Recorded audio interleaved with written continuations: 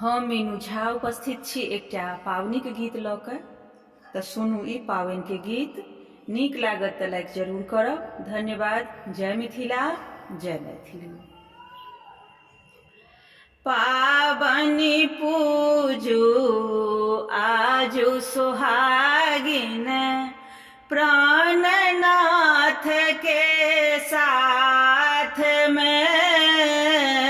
पावनी पूजू आजु सुहागिन, प्राणनाथ के साथ में।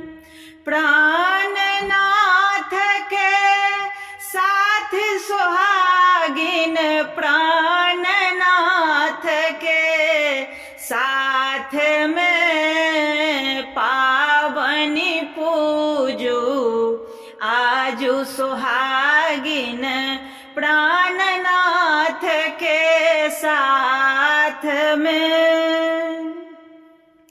कारी कमल झाड़ी गंगा जल, कारी कमल झाड़ी गंगा जल। काजर सिंदूर हाथ में, काजर सिंदूर हाथ में। चानन घोसू मेहंदी पीसू, लिखू मैना पात में। चानन घोसू मेहंदी पीसू, लिखू मैना पात में। पावनी पूजू आजु सुहागिन, प्राणनाथ के साथ में। पावनी साजी भरी भरी आनल, पावनी साजी भरी भरी आनल। जाही जूही पात में, जाही जूही पात में।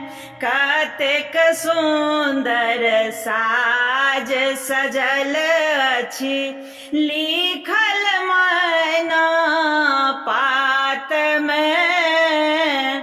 कतेक सुंदर साज सजल अछि, लिखल मैना पात में।